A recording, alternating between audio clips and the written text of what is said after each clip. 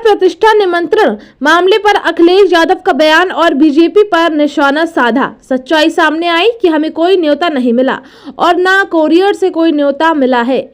मैं पत्रकार साथी से कहूंगा जिन्होंने सवाल पूछा कि वो पर्ची लेकर आ जाएं कोरियर की।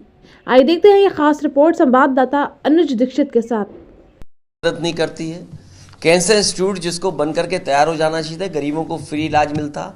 आज के समय के हिसाब से जो मशीनें होनी चाहिए, जिस तरह का आधुनिक इलाज होना चाहिए, इलाज के साथ साथ जो दवाई होनी चाहिए थी रिसर्च इंस्टीट्यूट में, वो भी इन्होंने आधी अधूरी छोड़ दी है। तो इस सरकार से कोई आप उम्मीद नहीं कर सकते। ये गारंटी उसी तरह की घंटी है जिस तरीके से आपको कोरोना में ताली और थाली बजवाई थी। ये गारंटी किसानों की आय की दोगुनी के लिए क्यों नहीं है? जब आपने ये कहा कि किसानों की आय दोगुनी होगी, तो आय दोगुनी के लिए गारंटी क्यों नहीं है? आज एक वीडियो में देख रहा हूं कि कुछ नौजवान मिलकर के एक शटर को खोल रहे हैं। गाजियाबाद में शटर को खोल लिया और आगे क्या हुआ होगा तो वो तो बाद की रिपोर्ट आएगी, उसमें पता लगेगा। लेकिन सुनने मारा चोरी हो रही है। आजकल चोरी की छोटी छोटी घटनाएं इतनी हो रही जिसकी आप कल्पना नहीं कर सकते। तो जो लोग जो गारंटी दे रहे थे जीरो टॉलरेंस की, क्या कानून व्यवस्था जीरो हो गया इनकी? जो करप्शन की गारंटी दे रहे थे कि जीरो टॉलरेंस करप्शन होगा, इतनी लूट उत्तर प्रदेश में कभी नहीं हुई होगी जितनी भारतीय जनता पार्टी की सरकार में हो रही है। इसलिए गारंटी इनकी घंटी है। उस पर क्या कहेंगे? पत्रकार साथियों, ये वो लोग हैं जो अपनी नौकरी को लिए, जिन्हें नौकरी मिलनी थी, मिल चुकी थी, या कहीं घोटाला हुआ है, आरक्षण को लेकर, वो छात्र नौजवान युवा बैठे हैं। लेकिन सवाल इसके साथ साथ ये भी है, मैं आज आपसे कह रहा हूँ, आज युवा दिवस पूरे देश, जहाँ भी लोग विवेकानंद जी को मानते हैं वहाँ याद कर रहे होंगे और मनाते हैं। आने वाले समय में यही सरकार रही तो नौकरी मिल पाना सपना हो जाएगा। नौकरियां खत्म हो गई, नौकरियां नहीं है अब।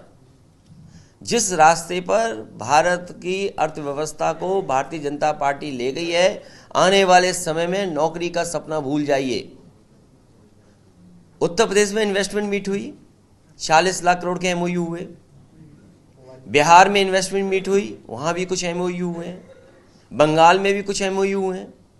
हाल ही में तमिलनाडु में, जहां द्रविडियन वे ऑफ गवर्नेंस को बधाई देकर के आए प्रधानमंत्री जी, और ये भी कह आए मेक इन इंडिया का अगर कहीं सबसे अच्छा उदाहरण देखने को मिलता है तो वो द्रविडियन वे ऑफ गवर्नेंस से ही दिखाई देता है। तमिलनाडु में एमओयू साइन हुए, इन्वेस्टमेंट मीट हुई है। तो सोचिए आपके उत्तर प्रदेश को क्या मिल रहा है, आपको क्या मिल रहा है। इसलिए आने वाले समय में हम अपने नौजवानों को कहना चाहते हैं कि ये आज के समय पे जो नौकरियां मिलनी है, डिलीवरी बॉय बन गए आप, कि कोई अमेजोन में काम कर रहा है, कोई रेस्टोरेंट में काम कर रहा है। सोचिए कैसी अर्थव्यवस्था बन गई है कि हमारे पढ़े लिखे नौजवानों को जो पढ़ाई करके डिग्री हासिल करें अच्छे से अच्छी, उनको क्या नौकरी, डिलीवरी बॉय की नौकरी दी है। समाजवादियों की सरकार जब भी बनेगी, उन्हें सम्मान का रोजगार देने का काम समाजवादी लोग करेंगे। और आज के दिन याद रखना आप लोग, नौकरियां का रास्ता बीजेपी ने हमेशा हमेशा के लिए बंद कर दिया। सरकार पिछड़े, दलित, अल्पसंख्यकों के साथ इसी तरह भेदभाव करने का काम करेगी। पूरा बजट डाइवर्ट कर देंगे किसी शहर की तरफ, किसी आयोजन की तरफ। और ये जितने भी हमारे पिछड़े और दलित और अल्पसंख्यक भाइयों का बजट जो काटा जा रहा है या कम किया जा रहा है, और अगर पंथ हॉस्टल का बजट काटा गया इलाहाबाद में, स्कॉलरशिप या और सुविधाओं को देने वाली जो बजट थी, तो ये सब कहीं ना कहीं इवेंट में जा रहा है, आयोजनों में जा रहा है। तो इससे बड़ा धोखा संविधान को क्या हो सकता है, हमारे लोकतंत्र में इससे बड़ा धोखा क्या हो सकता है? बाबा भीमराव अम्बेडकर जी के सपनों को तोड़ने का इससे बड़ा काम क्या हो सकता है?